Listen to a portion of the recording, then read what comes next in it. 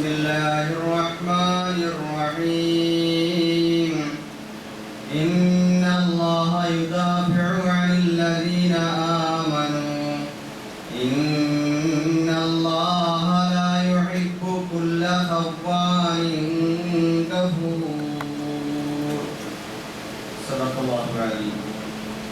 ബഹുമാന്യരായ സഹോദരന്മാരെ, സത്യവിശ്വാസികളെ, ജീവിതത്തിന്റെ നാനാ മേഖലകളിൽ സർവശക്തനായ അല്ലാഹു സുബ്ഹാനഹു വ തആലയുടെ വിധിവിലക്കുകൾ കാത്തുസൂക്ഷിച്ച് ജീവിതത്തെ ധന്യമാക്കുവാൻ അല്ലാഹു സുബ്ഹാനഹു വ തആല നമുക്കേവർക്കും തൗഫീഖ് നൽകി അനുഗ്രഹിക്കുമാറാകട്ടെ. നമ്മിൽ നിന്നും പിരിഞ്ഞു പോയിട്ടുള്ള നമ്മുടെ ഉറ്റവർ, ഉടയവർ, ബന്ധുമിത്രാദികൾ, വേണ്ടപ്പെട്ടവർ എല്ലാവർക്കും അല്ലാഹു സ്വർഗ്ഗം നൽകി അനുഗ്രഹിക്കുമാറാകട്ടെ. സഹോദരന്മാരെ, പരിശുദ്ധ റമദാൻ അതിൻ്റെ രണ്ടാമത്തെ പത്തിലൂടെ കടന്നുപോയിക്കൊണ്ടിരിക്കുകയാണ്. ഇപ്പോൾ നമ്മുടെ മുമ്പിൽ വന്നു നിൽക്കുന്നത് ചരിത്രത്തിൽ നമുക്ക് മറക്കാനാവാത്ത ബദർ ദിനമാണ്. ബദർ ദിനത്തെ നമ്മൾ അനുസ്മരിക്കുമ്പോൾ വിശുദ്ധ ഖുർആൻ നമ്മളെ ഓർമ്മിപ്പിക്കുന്നത് യൗമുൽ തഖൽ ജംആൻ, യൗമുൽ ഫുർഖാൻ, രണ്ട് സംഘങ്ങൾ ഏറ്റുമുട്ടിയ ദിനം. അത് യൗമുൽ ഫുർഖാനാണ്, സത്യാസത്യ വിവേചനത്തിന്റെ ദിനം, സത്യവും അസത്യവും വേർതിരിഞ്ഞ ദിവസം എന്ന് ചരിത്രത്തിൽ അടയാളപ്പെടുത്തുകയാണ്. പരിശുദ്ധ ഖുർആനിനെ അല്ലാഹു തആല പരിചയപ്പെടുത്തിയത് അൽ ഫുർഖാൻ. വൽ ഫുർഖാൻ, നിങ്ങൾക്ക് അല്ലാഹു തആല അവതരിപ്പിച്ചു തന്ന ഖുർആൻ അത് ഫുർഖാനാണ്, സത്യാസത്യ വിവേചനത്തിന്റെ നിയമഗ്രന്ഥം എന്നാണ്. അപ്പൊ സത്യവും അസത്യവും വേർതിരിച്ച് നിർത്തേണ്ട ഗ്രന്ഥമാണ് ഖുർആൻ. അതോടൊപ്പം തന്നെ അതിന്റെ അടിസ്ഥാനത്തിൽ ലോകത്ത് സത്യവും അസത്യവും നീതിയും അനീതിയും വേർതിരിച്ച് കാണിക്കുന്ന സംഭവമാണ് ബദർ എന്നും പറയും. അപ്പോൾ ഈ ബദറിനെ നമ്മൾ വേണ്ടുവോളം 1400 വർഷങ്ങൾക്ക് മുമ്പ് മക്കയിൽ നിന്ന് മദീനയിലേക്കുള്ള വഴിയിൽ ബദർ എന്ന് പറയുന്ന ചരിത്ര പ്രസിദ്ധമായ ആ സ്ഥലം, അവിടെ നടന്നിട്ടുള്ള ആ മഹാസംഭവം, ആ സംഭവം അന്ത്യനാൾ വരെ വരുന്ന ജനവിഭാഗത്തിന് മാതൃകയായി, പാഠമായി അല്ലാഹു പരിശുദ്ധ ഖുർആനിലൂടെ നമുക്ക് മുമ്പിൽ ഓതി വെക്കുമ്പോൾ അതിനെ നമ്മൾ അനുസ്മരിക്കുകയും അതിൽ നിന്നുള്ള പാഠങ്ങൾ നമ്മളിലേക്ക് കൊണ്ടുവരികയും ചെയ്യുക എന്നതാണ് നമ്മുടെ ബാധ്യത. റമദാൻ 17-ാം രാവ് എന്ന് ചിലർ പറയാറുണ്ട്. 17-ാം രാവ് എന്നൊരു രാവില്ല, 17-ാം പകലാണുള്ളത്. ബദർ ദിനമാണ്, ബദർ രാവില്ല. 27-ാം രാവ് ഓക്കെ, പക്ഷേ ബദർ ദിനമാണുള്ളത്, പകലിനാണ് പ്രാധാന്യം. ആ പകലിന്റെ പ്രാധാന്യം എന്താണ്? ഞാനിവിടെ സൂചിപ്പിച്ച സത്യവും അസത്യവും തമ്മിൽ ഏറ്റുമുട്ടിയ, ചരിത്രത്തിൽ ഒരിക്കലും മറക്കാനാവാത്ത അവിസ്മരണീയമായ സംഭവം നടന്ന സന്ദർഭം. മക്കയിൽ ജനിച്ചു വളർന്ന് 13 വർഷക്കാലം അവിടെ ഇസ്ലാമിനെ പ്രബോധനം ചെയ്തു വന്ന പ്രവാചകൻ സല്ലല്ലാഹു അലൈഹി വസല്ലമയും അനുയായികളും ലാ ഇലാഹ ഇല്ലല്ലാഹ് മുഹമ്മദുർ റസൂലുള്ളാഹ് പ്രബോധനം ചെയ്തു. ലോകത്തെ മനുഷ്യരെ മുഴുവനും അല്ലാഹുവിന്റെ അടിമത്തത്തിലേക്ക് മാത്രം, ഏകത്വത്തിലേക്ക് മാത്രം ക്ഷണിച്ചുകൊണ്ടിരുന്നു. അവിടെ നിൽക്കക്കളിയില്ലാതായി, അവർക്കത് പ്രകോപനമായി തീർന്നു. ഖുറൈശികൾ പ്രകോപനങ്ങൾ ഉണ്ടാക്കി. 13 വർഷങ്ങൾക്ക് ശേഷം അവിടെ നിന്നും അവർ പുറന്തള്ളപ്പെടുന്ന അവസ്ഥയുണ്ടായി. അങ്ങനെ മുഹമ്മദ് നബി സല്ലല്ലാഹു അലൈഹി വസല്ലമയും സഹാബാക്കളും മക്കയിൽ നിന്ന് മദീനയിലേക്ക് ഹിജ്റ ചെയ്തു. ഹിജ്റ ചെയ്തതിന് ശേഷം അവരെന്ത് ചെയ്തു? മക്കയിൽ നിന്ന് വന്ന മുസ്ലിങ്ങൾ, മുഹാജിറുകളും മദീനയിലുള്ള അൻസാറുകളും രണ്ടുപേരെയും നബി സല്ലല്ലാഹു അലൈഹി വസല്ലം സഹോദരന്മാരാക്കി പ്രഖ്യാപിച്ചു. വ്യത്യസ്തതകളുള്ള ഒരു സമൂഹത്തെ, നിലവിലുള്ള പ്രശ്നത്തെ അഭിമുഖീകരിക്കാൻ ഏകോദര സഹോദരന്മാരാക്കി മാറ്റി. മറ്റൊന്ന്, അവിടെയുള്ള ജൂതന്മാരും ഇതര ഗോത്രങ്ങളും മുസ്ലിം വിഭാഗങ്ങളും തമ്മിൽ അവർ ജനകീയമായ സഖ്യമുണ്ടാക്കി, ഐക്യപ്പെടുത്തി നിർത്തി, ബഹുസ്വര സഖ്യമുണ്ടാക്കി. അവിടെ നിന്ന് നബി സല്ലല്ലാഹു അലൈഹി വസല്ലം അതിർത്തികൾ നിരീക്ഷിച്ചുകൊണ്ട് 1 വർഷക്കാലം വിവിധ തരത്തിലുള്ള പടനീക്കങ്ങൾ നടത്തി. അവസാനം ഹിജ്റ 2-ാമത്തെ വർഷം റമദാൻ 17-ന്റെ പകലിൽ ബദറിൽ വെച്ച് അബൂജഹലിന്റെ സായുധ സംഘവുമായി ഏറ്റുമുട്ടി 1000-ഓളം വരുന്ന സൈന്യവുമായി 313 വരുന്ന മുസ്ലിം സഹോദരന്മാർ അവിടെ ഏറ്റുമുട്ടി. മുസ്ലിങ്ങൾ വിജയം വരിച്ചു. 70-ഓളം ഖുറൈശികൾ ശത്രുക്കൾ അവിടെ കൊല്ലപ്പെടുകയും 14 മുസ്ലിങ്ങൾ രക്തസാക്ഷികളാവുകയും അങ്ങനെ വിജയം വരിക്കുകയും ചെയ്ത സംഭവമാണ് ബദർ എന്നറിയപ്പെടുന്നത്. സഹോദരന്മാരെ, ഇതൊരു പ്രതിരോധമാണ്. ഇസ്ലാമിക സമൂഹത്തിന് മുമ്പോട്ട് പോകുന്നതിന് അനിവാര്യമായ നിലയിൽ അതിജീവനത്തിന് വേണ്ടുന്ന പോരാട്ടമാണ്, ചെറുത്തുനിൽപ്പാണ് ബദർ എന്ന് പറയുന്നത്. ഇസ്ലാമിക സമൂഹത്തിന് കാലാകാലങ്ങളിൽ മുന്നോട്ട് പോകുന്നതിന് തടസ്സം നിൽക്കുന്ന ശക്തികളെ, രാഷ്ട്രീയ ശക്തികളെ, സായുധ ശക്തികളെ അവരെ വകഞ്ഞു മാറ്റിയിട്ട് മുമ്പോട്ട് പോകാനുള്ള ഇച്ഛാശക്തിയാണ്, പോരാട്ട വീര്യമാണ് ബദർ പകർന്നു നൽകുന്നത്. അല്ലാഹു സുബ്ഹാനഹു വ തആല ഇതിനെപ്പറ്റി പരിശുദ്ധ ഖുർആനിലൂടെ നമുക്ക് പറഞ്ഞു തരികയാണ്. എന്തിനാണ് ലോകമെമ്പാടുമുള്ള മുസ്ലിം സഹോദരങ്ങൾ അടിച്ചമർത്തപ്പെടുന്ന ജനവിഭാഗങ്ങൾക്ക് അവർക്ക് ദിശാബോധം നൽകുന്നതിന്, കൃത്യമായ മാർഗദർശനം നൽകുന്നതിന് വേണ്ടി അല്ലാഹു പറഞ്ഞു തരികയാണ്. ഇന്നല്ലാഹ യുദാഫിഉ അനില്ലദീന ആമനു ഇന്നല്ലാഹ ലാ യുഹിബ്ബു കുല്ല ഖവ്വാനിൻ കഫൂർ. തീർച്ചയായും അല്ലാഹു സുബ്ഹാനഹു വ തആല സത്യവിശ്വാസികൾക്ക് വേണ്ടി പ്രതിരോധം തീർക്കുന്നതാണ്. സത്യവിശ്വാസികളെ അവർക്ക് വേണ്ടി പ്രതിരോധം നടത്തുന്നതാണ്. ഒരിക്കലും അവൻ വഞ്ചകന്മാരെയും ചതിയന്മാരെയും ഇഷ്ടപ്പെടുന്നില്ല. അല്ലാഹു എങ്ങനെയാണ് പ്രതിരോധം നടത്തുന്നത്? പടച്ചവൻ തമ്പുരാൻ നേരിട്ട് ഇറങ്ങി വന്നിട്ടാണോ? മനുഷ്യരെല്ലാം നോക്കി നിൽക്കുമ്പോൾ മലക്കുകളെ ഇറക്കി വിട്ടിട്ട് മാത്രമാണോ? അല്ല, അല്ലാഹു തആല തൊട്ടുടനെ നമ്മളോടൊരു കൽപ്പനയും നടത്തി. അല്ലാഹുവിന്റെ സഹായം എങ്ങനെയാണ് വരുന്നത്? അത് മനുഷ്യരുടെ കരങ്ങളിലൂടെയാണ്.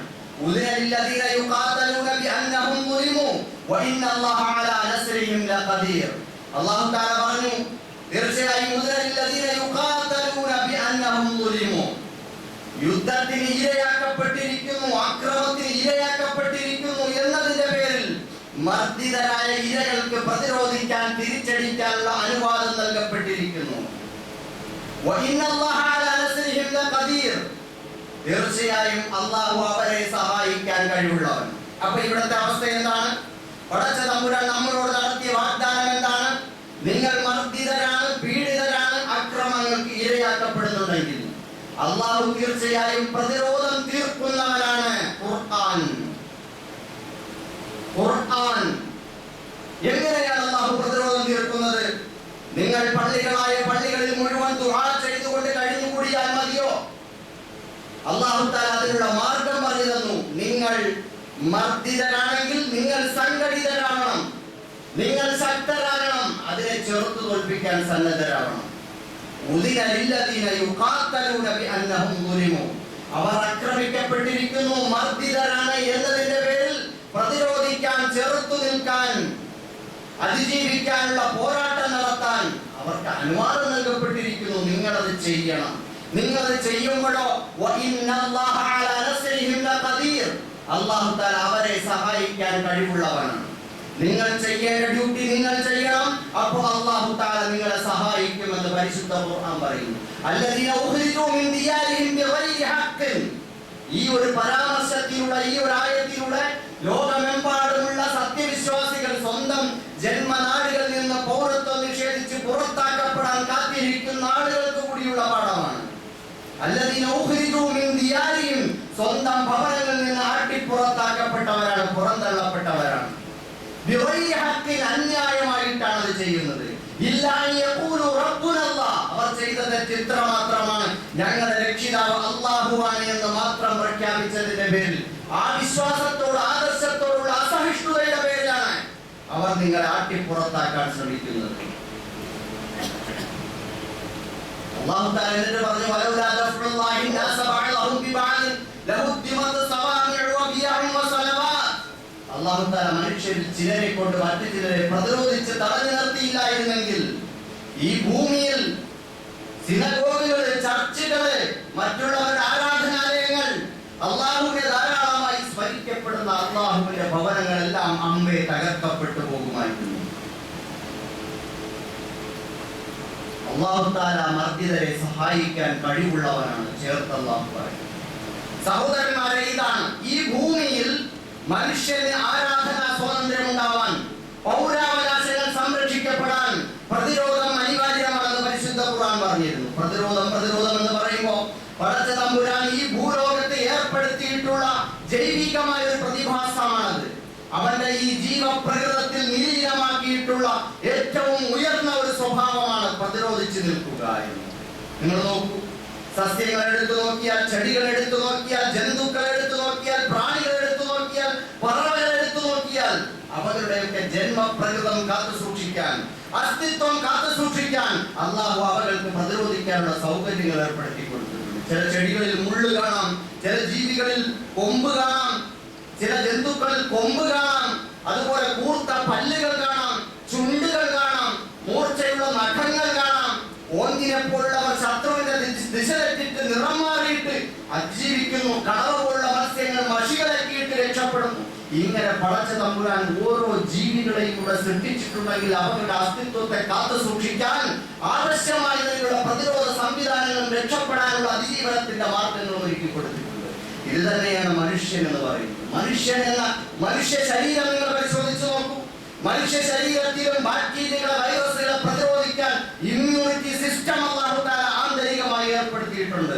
ശ്വേതാണുക്കളെ, ബ്ലഡ് സെൽസുകളെ, വൈറ്റ് സെൽസുകളെ ഉൽപ്പാദിപ്പിച്ചിട്ട് രോഗാണുക്കളെ, വൈറസിനെ, അതേപോലെ ബാക്ടീരിയകളെ പ്രതിരോധിക്കാനുള്ള സംവിധാനം ശരീരത്തിന്റെ ഉള്ളിലുണ്ട്. ശരീരത്തിന്റെ ബാഹ്യമായി ഉള്ളിലേക്ക് കടന്നാക്രമിക്കുന്ന ഈ രോഗാണുക്കളെ മുഴുവൻ പ്രതിരോധിച്ചുകൊണ്ടാണ് നമ്മൾ ആരോഗ്യത്തോട് അനുനിമിഷമുള്ള നിലനിർപ്പിച്ചുകൊണ്ടിരിക്കുന്നത്. യാഥാർത്ഥ്യമാണ് സഹോദരന്മാരെ. ഇതുപോലെ തന്നെയാണ് ഒരു മുഅ്മിൻ, ഒരു മുസ്ലിം, അവൻ ആരായിരിക്കണം? വെറും പച്ച പാവമാവാനും പാടില്ല.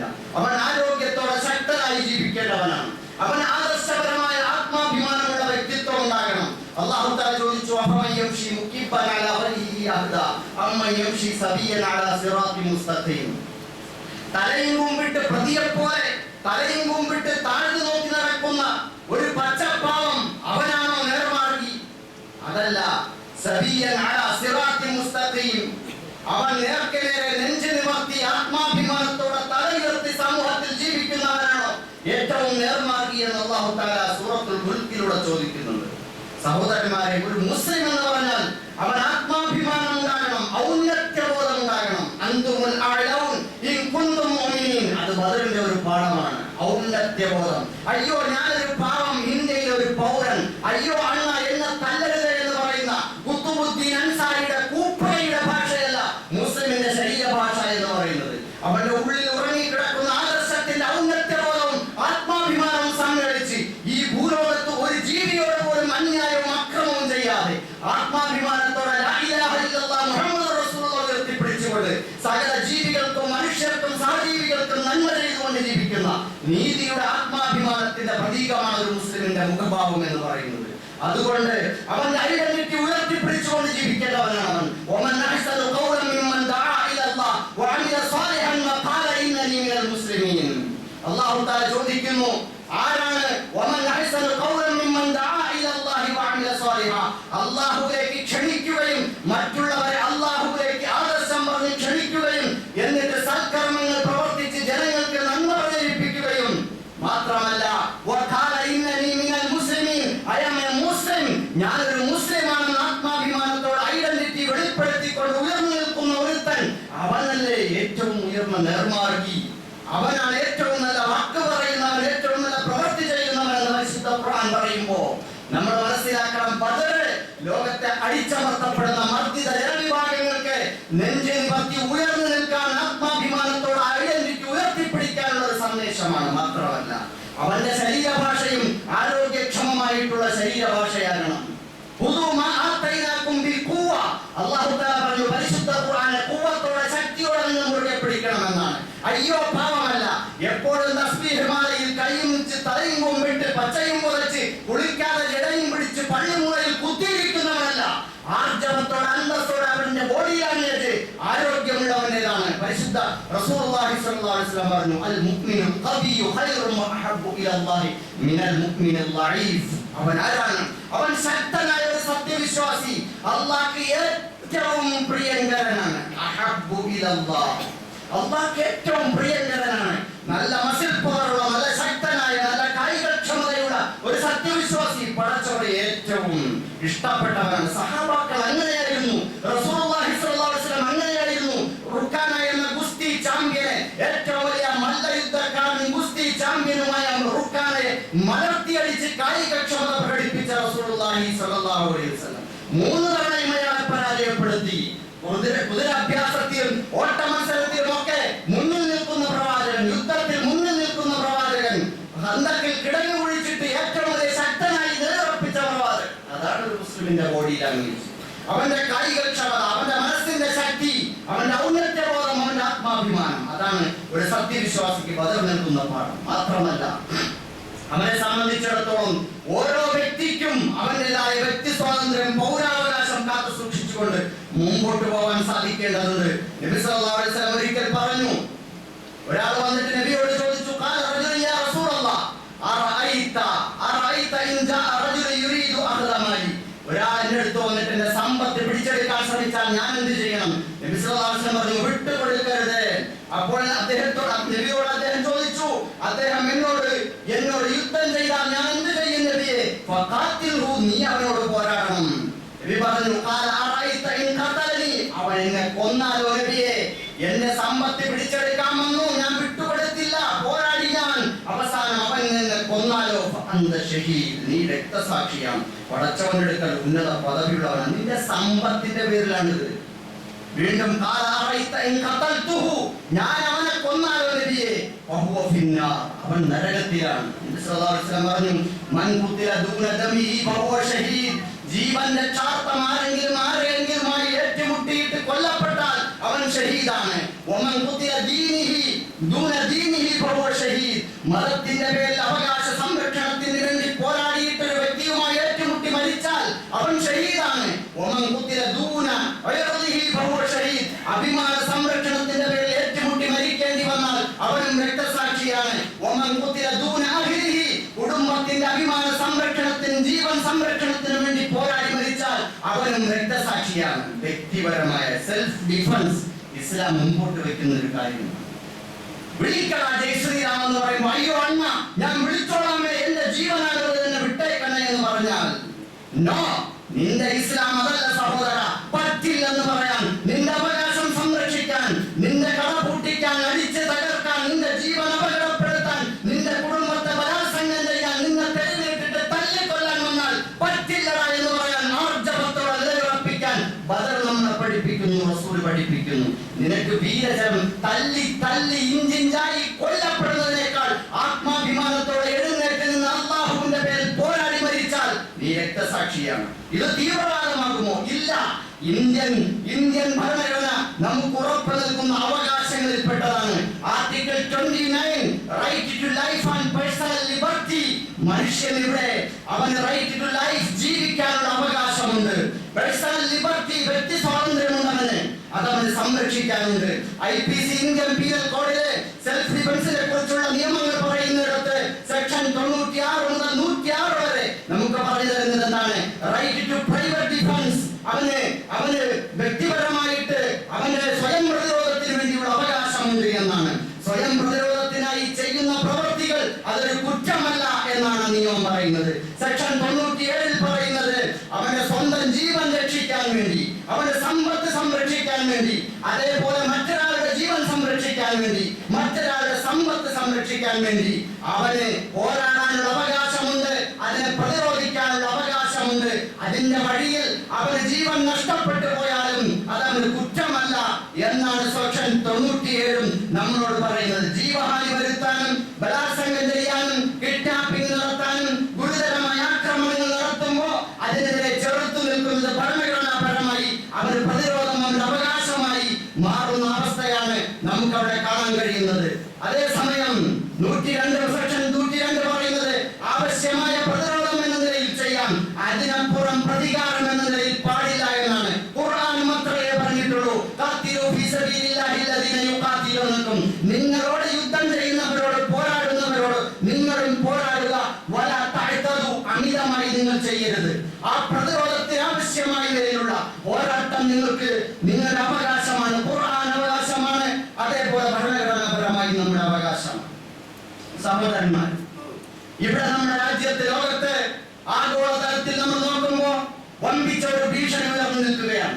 ഇത് നമ്മുടെ ദേശീയ തലത്തിൽ സാഹചര്യം വെച്ചിട്ട് നമ്മൾ നിലപാടെടുക്കുമ്പോൾ, ആഗോളതലത്തിൽ നമ്മൾ നോക്കുമ്പോൾ, ഇറാൻ എന്ന് പറയുന്ന ഒരു കൊച്ചു രാഷ്ട്രം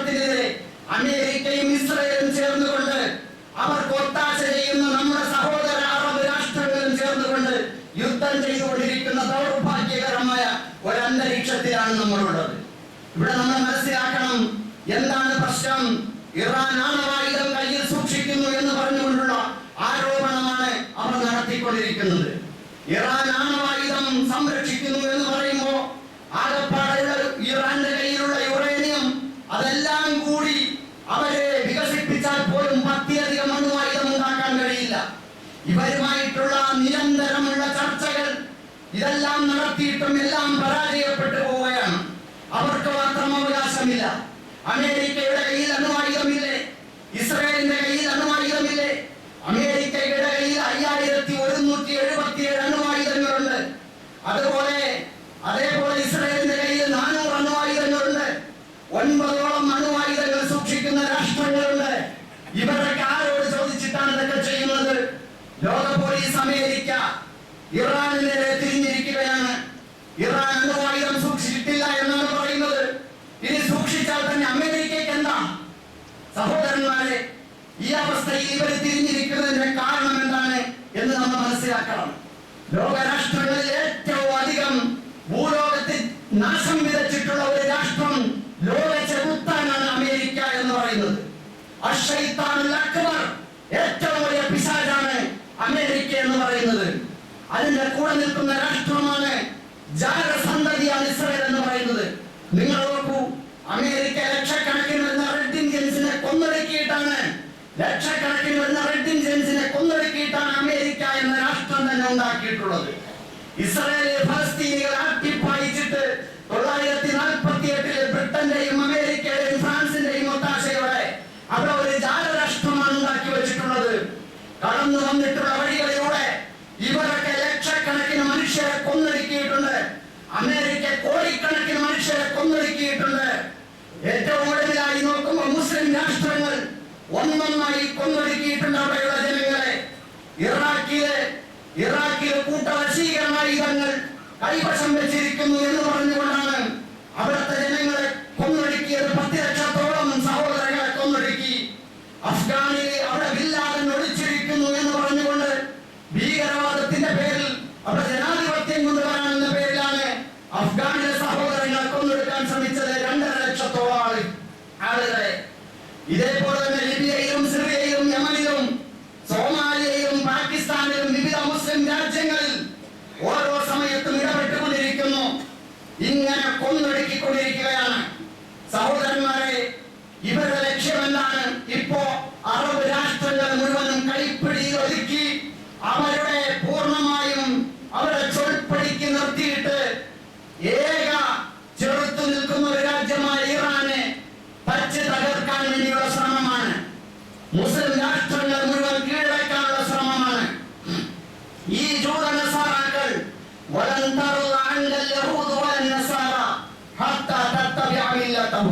പരിശുദ്ധ ഖുർആൻ പറഞ്ഞു, ഒരിക്കലും ഈ ജൂത നസാറാക്കൾ നിങ്ങളുടെ കാര്യത്തിൽ തൃപ്തരാവുകയില്ല. നിങ്ങൾ അവരുടെ മാർഗം പിന്തുടരുവോളം, നിങ്ങൾ അവരുടെ മാർഗം പിന്തുടർന്നാൽ മാത്രമേ അവർ നിങ്ങളിൽ സംതൃപ്തരാവുകയുള്ളൂ എന്ന്. അല്ലാത്തിടത്തോളം നിങ്ങൾ ഭീകരവാദികളാണ്, നിങ്ങൾ തീവ്രവാദികളാണ്, നിങ്ങൾ അണുവായുധം സൂക്ഷിക്കുന്ന അപകടകാരികളാണ്. സഹോദരന്മാരെ, നിങ്ങൾ നോക്കൂ, അറബ് രാഷ്ട്രങ്ങളുടെ അവസ്ഥ എന്താണ്? വിദ്യാഭ്യാസ മേഖലയിലും സൈനിക സുരക്ഷയുടെ കാര്യത്തിലും സാമ്പത്തിക നിക്ഷേപങ്ങളുടെ കാര്യത്തിലും വിനോദ സംസ്കാരത്തിന്റെ കാര്യത്തിലും നഗര ജീവിതത്തിന്റെ ശൈലിയിലുമെല്ലാം ചാണും മുഴവും ഈ ജൂത നസാറാക്കളെ പിന്തുടർന്ന് അവരുടെ അതേ ലൈഫ് സ്റ്റൈലും അവരുടെ മുഴുവൻ തന്ത്രങ്ങളും ജീവിത രീതിയും രാഷ്ട്രീയവും നയതന്ത്രവും കടമെടുത്തുകൊണ്ടാണ് മുമ്പോട്ട് പോയിക്കൊണ്ടിരിക്കുന്നത്. നമുക്ക് കാണാൻ കഴിയും, ഏറ്റവും അധികം വിദേശത്ത് പോയി പഠിക്കുന്ന മുസ്ലിങ്ങളുള്ളത് അറബ് രാജ്യങ്ങളിൽ സൗദി അറേബ്യയിൽ നിന്നാണ്. ലക്ഷക്കണക്കിന് പേരാണ് അമേരിക്കയുടെ യൂണിവേഴ്സിറ്റികളിൽ പോയി പഠിച്ചുകൊണ്ടിരിക്കുന്നത്. ഏറ്റവും അധികം അമേരിക്കൻ യൂണിവേഴ്സിറ്റികൾ ഉള്ളത് ഖത്തറിലാണ്. അത് കഴിഞ്ഞ് UAE-യിലാണ്. ഇപ്പോഴും അറബ് രാജാക്കന്മാരുടെയും മന്ത്രിമാരുടെയും മക്കൾ അമേരിക്കയിലെ ഏറ്റവും പ്രധാനപ്പെട്ട ഹാർവാർഡ് യൂണിവേഴ്സിറ്റിയിലും അതുപോലെ MIT-യിലും ഒക്കെയാണ് പഠിച്ചുകൊണ്ടിരിക്കുന്നത്. ഏറ്റവും സുപ്രസിദ്ധമായിട്ടുള്ള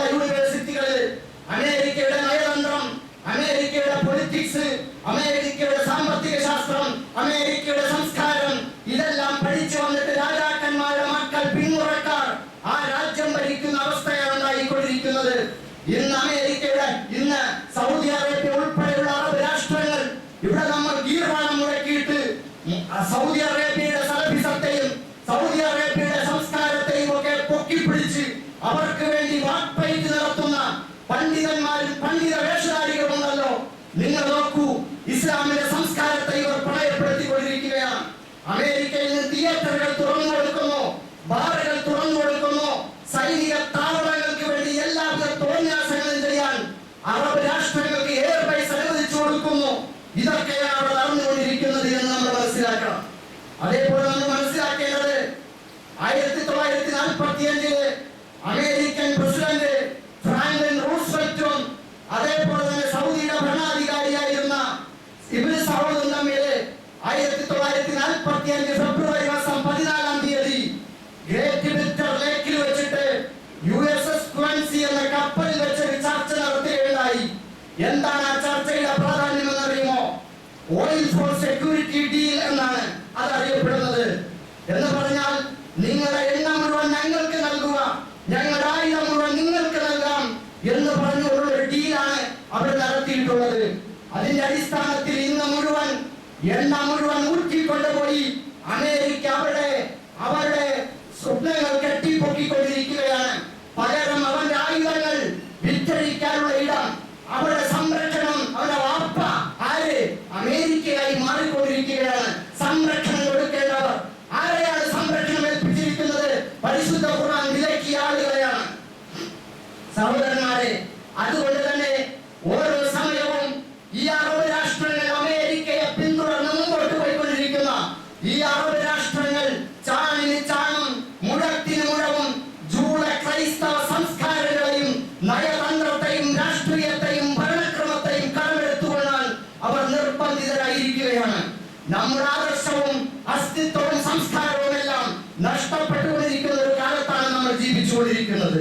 സഹോദരന്മാരെ, ഇങ്ങനെ ഇങ്ങോട്ട് വന്നുകൊണ്ടിരിക്കുമ്പോ അമേരിക്ക പ്രലോഭനത്തിലൂടെ അറബ് മുസ്ലിം രാജ്യങ്ങളെ കീഴടക്കി ഇസ്ലാമിന്റെ ജന്മനാട്ടിൽ നിന്ന് പുറത്താക്കാൻ ശ്രമിച്ചുകൊണ്ടിരിക്കുമ്പോ ഇവിടെ നിന്ന് ഇസ്രായേൽ അങ്ങോട്ട് ഗ്രേറ്റർ ഇസ്രായേൽ എന്ന് പറയുന്ന പ്രൊജക്റ്റിലൂടെ ആ സായുധപരമായി മുമ്പോട്ട് പോയിക്കൊണ്ടിരിക്കുകയാണ്. ഇസ്രായേല് അവനിങ്ങനെ ആണവായുധങ്ങൾ ഉണ്ടാക്കി വെച്ചുകൊണ്ട് സയനിസത്തിന്റെ പേരില് അവിടെ നിന്ന്, അതായത് ലിബിയയിൽ നിന്ന് തുടങ്ങി സൗദി അറേബ്യ വരെ നീണ്ടു നിൽക്കുന്ന മെഡിറ്ററേനിയൻ കടൽ മുതൽ യൂഫ്രട്ടീസ് നദി വരെ നീണ്ടു നിൽക്കുന്ന ഒരു ഗ്രേറ്റർ ഇസ്രായേൽ സ്വപ്നം കണ്ടുകൊണ്ടുള്ള പോരാട്ടത്തിലാണ് അവരുള്ളത്. അവസാനം മക്കയും മദീനയും ഉൾപ്പെട്ട പരിശുദ്ധമായ ഹറമും റസൂലുള്ളാഹി സ്വല്ലല്ലാഹു അലൈഹി വസല്ലമിന്റെ പരിശുദ്ധമായ ദേഹമടക്കപ്പെട്ടിരിക്കുന്ന മദീന മുറങ്ങോയും ഉൾപ്പെടെ പിടിച്ചെടുത്തുകൊണ്ട് ലോകത്തെ മുഴുവൻ ഇവരുടെ സംസ്കാരം അടിച്ചേൽപ്പിക്കാനും ഇവരുടെ ആധിപത്യം കൊണ്ടുവരാനും അവസാനം കാഴ്വ പൊളിക്കുന്നത് ഖിയാമത്ത് നാളിന്റെ അടയാളമാണെന്ന് പറയപ്പെട്ടിട്ടുണ്ടെങ്കിൽ അതുവരെ സംഭവിപ്പിക്കാനുള്ള വഴിയിലാണ് ഇന്ന് നമ്മുടെ അറബ് രാഷ്ട്രങ്ങൾ വഴങ്ങിക്കൊടുക്കുന്നത് എന്ന് നിങ്ങൾ മനസ്സിലാക്കേണ്ടതുണ്ട്. ഇതിനൊക്കെ തടയിട്ടുകൊണ്ട് മാറി നിൽക്കുന്ന ഒരു രാഷ്ട്രം സ്വന്തം കാലിൽ 1979 മുതൽ അലി ഖാമനയുടെ നേതൃത്വത്തിൽ അവിടുത്തെ രാഷ്ട്രത്തിന്റെ സാമ്പത്തികമായ വിന്യാസങ്ങള് അതിനെല്ലാം ക്രമപ്പെടുത്തി ബാലൻസ് ചെയ്തുകൊണ്ട് പരമാവധി ആയുധ മേഖലയിൽ ശക്തി നേടിക്കൊണ്ട് ലോകത്തിന്റെ മുമ്പിൽ പിടിച്ചു നിൽക്കാൻ വേണ്ടി തന്റെ ഇടത്തോടെ എഴുന്നേറ്റ് നിൽക്കുന്ന ഒരു രാഷ്ട്രം അവർക്ക് ബിഗ് സല്യൂട്ട് അർഹിക്കുന്നുണ്ട് എന്ന് നിങ്ങൾ മനസ്സിലാക്കണം. ഒന്നാമത്തെ കാര്യം, അവർ ഒരു അമേരിക്കൻ സാമ്രാജ്യത്വത്തെയും ഇസ്രായേലിന്റെ സൈനികത്തെയും നെഞ്ചിൽ നിവർത്തി ചോദ്യം ചെയ്യാൻ തന്റെ കാണിക്കുന്ന ഓരോ ഒരു രാഷ്ട്രം എന്ന നിലയിൽ മതം നോക്കാതെ തന്നെ അവരെ സല്യൂട്ട് ചെയ്യേണ്ട ബാധ്യത മനുഷ്യരായി നമുക്കുണ്ട്. രണ്ടാമത്, ലാ ഇലാഹ ഇല്ലല്ലാഹ് മുഹമ്മദ് റസൂലുള്ളാഹ് അംഗീകരിക്കുന്ന നമ്മുടെ സഹോദരന്മാർ, വിശദാംശങ്ങളിൽ നമുക്ക് അഭിപ്രായ വ്യത്യാസമുള്ള ഒരുപാട് വ്യതിചലനങ്ങൾ അവർക്കുണ്ട്. അവർ മുബത്തദിഅകളാണ്. മുബത്തദിഅകൾ എന്ന് പറഞ്ഞാൽ ഇസ്ലാമിലെ അവാന്തര വിഭാഗങ്ങൾ. അവർക്ക് വേണ്ടി എങ്കിലും അവർ മുസ്ലിങ്ങളായിട്ടാണ് കണക്കാക്കപ്പെടുന്നത്. അതുകൊണ്ടാണ് സൗദി അറേബ്യയിൽ സാക്ഷാൽ സലഫികൾ നിയന്ത്രിക്കുന്ന സൗദി അറേബ്യയിൽ ഹജ്ജ് ചെയ്യാനും ഉംറ ചെയ്യാനും തവാഫ് ചെയ്യാനും അവർക്ക് മാർഗങ്ങൾ തുറന്നു കൊടുക്കുന്നത്.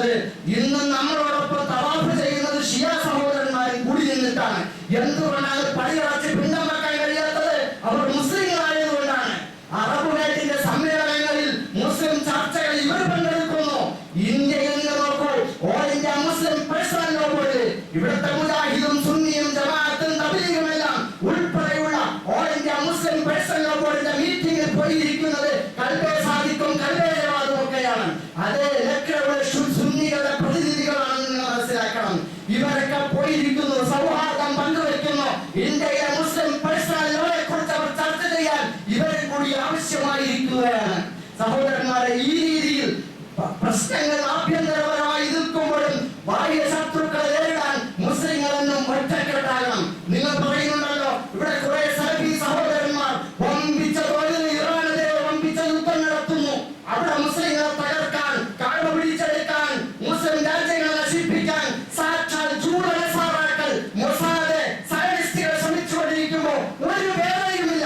നമ്മുടെ സഹോദരന്മാർ പലസ്തീനിലെ അവസ്ഥയിലെ പിടഞ്ഞു മരിച്ച സഹോദരന്മാർക്ക് വേണ്ടി കരയാൻ പോലും തയ്യാറാവാതെ, പ്രാർത്ഥിക്കാൻ പോലും തയ്യാറാവാതെ, അവരെയും ഹമാസിനെ പോലും ഷിയാക്കളാണെന്ന് പറഞ്ഞിട്ട് ചാപ്പയടിച്ച് പുറന്തള്ളുന്നത് നമ്മുടെ ഉള്ളിൽ ഒരു ജൂതൻ പ്രവർത്തിക്കുന്നു, നമ്മുടെ ഉള്ളിൽ ഒരു മൊസാദ് പ്രവർത്തിക്കുന്നു എന്നതുകൊണ്ട് മാത്രമാണ്. സഹോദരന്മാരെ, നമ്മുടെ പിടഞ്ഞു വീണ് മരിക്കുന്ന സഹോദരന്മാർക്ക് വേണ്ടി പ്രാർത്ഥിക്കാൻ പോലും നമ്മുടെ മനസ്സിനെ അനുവദിക്കാത്ത വിധത്തിൽ ജൂതനസാറാക്കളുടെ ചാരപ്പണി നമ്മൾ വിജയിച്ചുകൊണ്ടിരിക്കുന്നുണ്ടെങ്കിൽ നമ്മൾ പരാജിതരാണ്. സഹോദരന്മാരെ, പരാജിതരാണ്.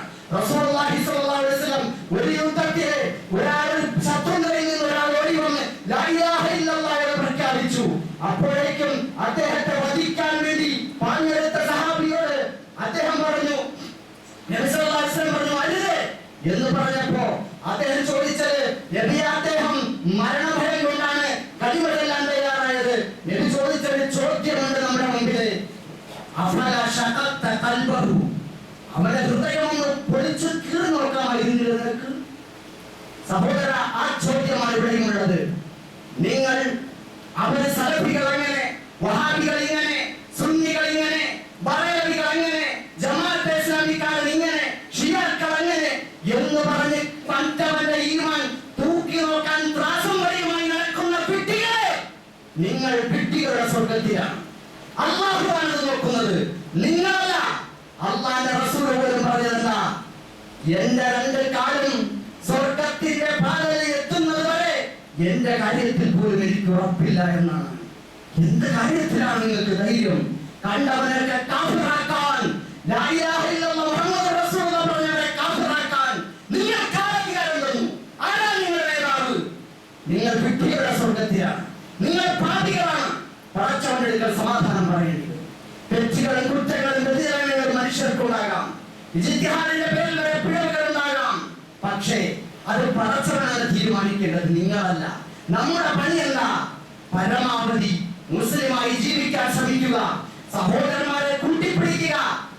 ഇബ്നു തൈമിയ്യ റഹിമഹുല്ലാഹ് അദ്ദേഹത്തിന്റെ ഫത്വയെങ്കിലും നിങ്ങൾക്ക് സ്വീകാര്യമാകുമോ? സലഫികൾ മനസ്സിലാക്കണം. അദ്ദേഹം പറഞ്ഞതെന്താ, ശത്രുക്കൾക്കെതിരെയുള്ള പോരാട്ടത്തിൽ അത് റാഫിദികളാണെങ്കിലും അത് ഷിയാക്കളാണെങ്കിലും ആരാണെങ്കിലും അവരോടൊപ്പം നിന്ന് പോരാടുന്നതിൽ ഇസ്ലാമിന് യാതൊരു തടസ്സവുമില്ല എന്നാണ്. സുന്നികളാണോ? നിങ്ങൾ ചിന്തിക്കണം. തുഹ്ഫത്തുൽ മുജാഹിദീൻ എന്ന് പറയുന്ന പോരാട്ടത്തിന്റെ കൃതി, പോർച്ചുഗീസുകാർക്കെതിരെ പോരാട്ടത്തിന്റെ കൃതി എഴുതിയ സൈനുദ്ദീൻ മഖ്ദൂം രണ്ടാമൻ റഹ്മത്തുള്ളാഹ്, അതിന്റെ മുഖത്തിൻ എടുത്ത് നിങ്ങൾ വായിച്ചു നോക്കണം. അതിന്റെ മുഖവുര ആർക്കുള്ളതാണ്? ആ മുഖവുരയിൽ ആ ഗ്രന്ഥം അഹ്ലുസുന്നത്തി വൽ ജമാഅത്തിന്റെ നേതാവായ സൈനുദ്ദീൻ മഖ്ദൂം സമർപ്പിച്ചിരിക്കുന്നത് ബീജാപ്പൂർ സുൽത്താനായ അലി ആദിൽ ഷാഹി എന്ന ഷിയ വിശ്വാസക്കാരനായ ഇമാമിയ ഇസ്നാശരിയ വിഭാഗക്കാരനായ ആളെയാണ്. അതുകൊണ്ട് സഹോദരന്മാരെ, നമ്മൾ വിട്ടുകളായി പോകരുത്. പരിശുദ്ധ ഖുർആൻ പറഞ്ഞതാണ്, വഅഇദു ലഹും മസ്തതഅതും മിൻ ഖുവ, നിങ്ങൾക്ക് സാധ്യമായ മുഴുവൻ ശക്തിയും നിങ്ങൾ സംഭരിക്കണം. മിൻ റിബാത്തിൽ ഖൈൽ, നിങ്ങൾ കുതിരപ്പടയെ സജ്ജമാക്കണം. മാത്രമല്ല തുർഹിബൂന ബിഹി അദുവല്ലാഹി വഅദുവക്കും, നിങ്ങളുടെയും അല്ലാഹുവിന്റെയും ശത്രുക്കളെ ഭയപ്പെടുത്താൻ, വിറപ്പിക്കാൻ ആവശ്യമായ സായുധ സന്നാഹങ്ങൾ ഒരുക്കണം. വആഖരീന മിൻ ദൂനിഹിം ലാ യഅലമുഹും വല്ലാഹു യഅലമുഹും, നിങ്ങൾക്കറിയാത്തതും അല്ലാഹുക്ക് മാത്രം അറിയുന്നതുമായ ഒളിച്ചു നിൽക്കുന്ന ശത്രുക്കൾ നിങ്ങൾക്കുണ്ടാകാം, അവർക്കും ഭയമുണ്ടാകണം. അതാണ് ഇസ്ലാമിക രാഷ്ട്രങ്ങൾ സ്വന്തം കാലിൽ നിന്ന് അണുവായുധം ഉണ്ടാക്കി അമേരിക്കയെയും ഇസ്രായേലിനെയും വിറപ്പിക്കാൻ അവർക്ക് കഴിയണമായിരുന്നു. ലോകത്ത് നീതി കൊണ്ടുവരാൻ ശക്തിയാവണം, ശക്തി വേണം, പവർ വേണം. നീതി കൊണ്ടുവരാൻ മുട്ടിലെഴുതുകൊണ്ട് നീതി കൊണ്ടുവരാൻ പറ്റില്ല. അത് അതുകൊണ്ട് സഹോദരന്മാരെ, നമ്മുടെ ഗൾഫ് രാഷ്ട്രങ്ങൾക്ക് വേണ്ടി, സൗദി അറേബ്യയ്ക്ക് വേണ്ടിയൊക്കെ സ്വലാത്ത് ചെല്ലുന്ന ആളുകൾ, മൗലൂദ് ഓതുന്ന ആളുകളൊക്കെ ഉണ്ടല്ലോ. അവരൊന്ന് മനസ്സിലാക്കണം, അള്ളാഹു പറഞ്ഞതെന്ന നിങ്ങൾ ഒരിക്കലും ജൂതനസാറാക്കളെ ആത്മമിത്രങ്ങളാക്കരുത്. നിങ്ങൾ ആരെങ്കിലും അങ്ങനെ ആത്മമിത്രങ്ങളാക്കിയാൽ അവർ അവരുടെ കൂട്ടത്തിൽപ്പെട്ടവരാണ്. നിങ്ങളെ സഹോദരന്മാരെ, ഈ ഇറാനികളെ നിങ്ങൾ കാഫിറുകളെന്ന് വിളിക്കുന്നുണ്ടെങ്കിൽ മനസ്സിലാക്കണം, ഈ അമേരിക്കയും യൂത നസാറാക്കളുമായിട്ട് ഈ സന്ധി ഉണ്ടാക്കിയിരിക്കുന്ന ആളുകൾ ഖുർആന്റെ ഭാഷയിൽ അവർ അവരുടെ കൂട്ടത്തിൽപ്പെട്ടവരാണ്. വേണമെങ്കിൽ അവരെ ജൂതന്മാരെന്ന് നസാറാക്കളെന്ന് വിളിക്കാം, നമ്മളാരും വിളിക്കണ്ട. അത്തരം അക്രമികളെ അല്ലാഹു നേർമാർഗത്തിലാക്കുകയില്ല എന്ന് അല്ലാഹു സുബ്ഹാനഹു വ തആല പറയും. അതുകൊണ്ട് സഹോദരന്മാരെ, സമകാലിക സംഭവ വികാസങ്ങൾ തിളച്ചു മറിയുമ്പോൾ നമ്മുടെ പാർട്ടി, നമ്മുടെ സംഘടന, നമ്മുടെ നേതാവ്, നമ്മുടെ പണ്ഡിതൻ ഇവരൊക്കെ പറയുന്നതനുസരിച്ച് താളം തുള്ളാൻ നിൽക്കരുത്. മറിച്ച് ഖുർആൻ എന്ന് പറയുന്നു, ഹദീസ് എന്ന് പറയുന്നു, ഇസ്ലാം കടന്നു വന്ന വഴികൾ എന്താണ്, ചരിത്രം എന്താണ്, ഇതിന്റെ സ്പിരിറ്റ് എന്താണ്, ഇത് എവിടെ പോയി നിൽക്കും, നമ്മൾ എന്ത് നിലപാടെടുക്കണം, ആരോഗ്യകരമായ ഈമാനികമായ നമ്മൾ അവർക്ക് വേണ്ടി പ്രാർത്ഥിക്കണം. അതോടൊപ്പം നമ്മുടെ ഒരുപാട് മലയാളികളായ സഹോദരങ്ങൾ ഗൾഫ് രാജ്യങ്ങളിൽ നമ്മുടെ കുടുംബങ്ങളിൽ നിന്ന് വരെ അവിടെ പണിയെടുത്തുകൊണ്ടിരിക്കുകയാണ്. അവരുടെ നിവൃത്തികളോടാണ് ഇറാൻ എന്തിനാ അവരെ അടിക്കുന്നത്? അവരടിക്കുന്നത് അമേരിക്കയുടെ എയർബേസുകളെ അടിക്കുന്നത്, അല്ലാതെ അവർക്ക് നിവൃത്തിയില്ലല്ലോ, പിടിച്ചു നിൽക്കാൻ കഴിയില്ലല്ലോ, പ്രതിരോധമല്ലേ, അതുകൊണ്ടാണ് അവർ ചെയ്യുന്നത്. പിന്നെ അവരുടെ ഗൾഫ് രാഷ്ട്രങ്ങളുടെ ബാക്കിയുള്ള ടവറുകളും അതുപോലെ മറ്റുള്ള പൊതുസ്ഥാപനങ്ങളും ഒക്കെ അടിക്കുന്നതാരാ? അത് മൊസാദാണ് ചെയ്തുകൊണ്ടിരിക്കുന്നത്. കൃത്യമായി പഠനങ്ങൾ വന്നുകൊണ്ടിരിക്കുക. മൊസാദ് എന്തിനാണ് ചെയ്യുന്നത്? നിങ്ങൾ രാഷ്ട്രത്തിനാണ് അവരെതിരെ, അതോടെ നിങ്ങളും കൂടെ അവർ യുദ്ധം ചെയ്യുന്നവർക്ക് മുസ്ലിങ്ങളെ തമ്മിലടിപ്പിച്ച് തകർക്കാൻ വേണ്ടിയിട്ടുള്ള ശ്രമമാണ്. അതുകൊണ്ട് നമ്മളെല്ലാവരും സുരക്ഷിതരായിരിക്കാൻ വേണ്ടി, ലോകത്ത് നീതി നടപ്പാവാൻ വേണ്ടി, ഇറാന്റെ ഈ പ്രതിരോധം വിജയിക്കാൻ വേണ്ടി, അവരിൽ നിന്ന് കൊല്ലപ്പെടുന്നവർക്ക് അല്ലാഹു പ്രതിഫലവും രക്തസാക്ഷിയും കൊടുക്കാൻ വേണ്ടി, നമ്മുടെ സഹോദരങ്ങൾ സുരക്ഷിതരാവാൻ വേണ്ടി, അമേരിക്ക ഇസ്രായേൽ തകർന്ന് കാണാൻ വേണ്ടി, ബൈത്തുൽ മുഖദ്ദസ് തുറന്ന് അവിടെ മുസ്ലിങ്ങൾക്ക് സുജൂദ് ചെയ്യാനുള്ള തൗഫീഖ് കിട്ടാൻ വേണ്ടി ഈ പരിശുദ്ധ റമദാനിൽ എല്ലാവരും ആത്മാർത്ഥമായി ദുആ ചെയ്യണമെന്ന് വിനീതമായി അഭ്യർത്ഥിച്ചുകൊണ്ട് എൻ്റെ വാക്കുകൾ ഉപസംഹരിക്കുന്നു. وآخر دعوانا الحمد لله رب العالمين ربنا تقبل منا إنك أنت السميع العليم.